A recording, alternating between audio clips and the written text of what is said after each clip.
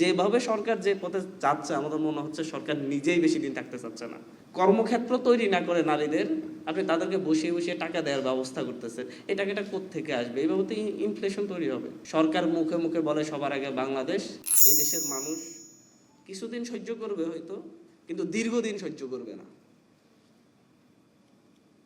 মানুষ আপনাদেরকে বিশ্বাস করছে, আপনারা বলছেন আপনারা সকল সংস্কার করবেন, গণভোটের সবকিছু গণভোটের বাস্তবায়ন করবেন, গণভোটের প্রস্তুত বলতেন যে হচ্ছে ওই যে বলে এখন আমরা 4.5টা প্রশ্নের 3.5টা প্রশ্নের সাথে একমত, হাফ প্রশ্নের সাথে একমত না। সেই কথাটা ভোটের আগে বলতেন, আমরা হাফ প্রশ্নের সাথে একমত না, আপনারা গণভোটে হা দিলে আমরা এই হাফ প্রশ্ন বাস্তবায়ন করবো না, হাফ বাস্তবায়ন করবো না, 3.5টা প্রশ্ন বাস্তবায়ন করবে, সেটা উত্তর বাস্তবায়ন করবো।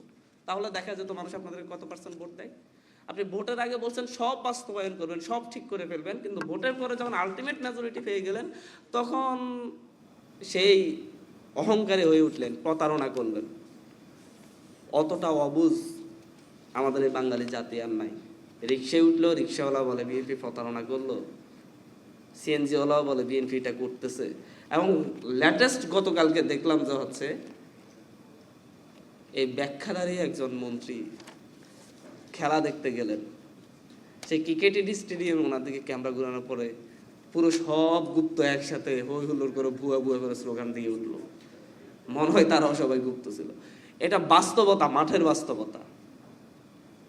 একেবারে সাধারণ প্রত্যেকটা মানুষ ক্ষুব্ধ হচ্ছে, এবং বিএনপি ক্ষুব্ধতার ভার কতদিন বহন করবে এই সরকার? আমরা চাই এই সরকার 5 বছর শেষ করে সুন্দর একটা নির্বাচনের মধ্য দিয়ে তাদের জনপ্রিয়তা যাচাই করুক। কিন্তু যেভাবে সরকার যে পথে যাচ্ছে আমাদের মনে হচ্ছে সরকার নিজেই বেশি দিন থাকতে চাচ্ছে না। যেও মানুষদেরকে ক্ষুব্ধ করে তুলছে, যেভাবে জ্বালানি সংকট নিয়ে মিথ্যাচার করছে। আপনার এই যে উবার চালক যারা জীবিকা নির্বাহ করে উবার চালিয়ে, তারা তেল পায়নি গত 2 মাস ধরে, তাদের সংসার কিভাবে চলতেছে?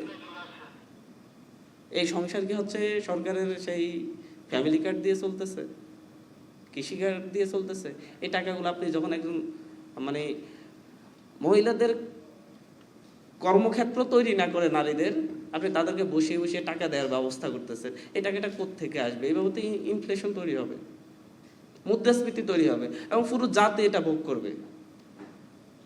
এই ধরনের অবাস্তব কাল্পনিক কিছু ডিসিশন নিয়ে মূলত দেশের অর্থনীতি, দেশের মানুষের চিন্তা, দেশের মানুষের যে আকাঙ্ক্ষা, সবগুলোকে সরকার গলা টিপে ধরছে।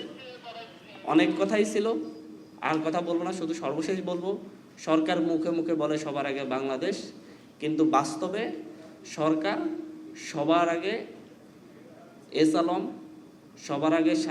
সবার আগে মানব পাচারকারী, অর্থ পাচারকারীদেরই জায়গা করে দিচ্ছে।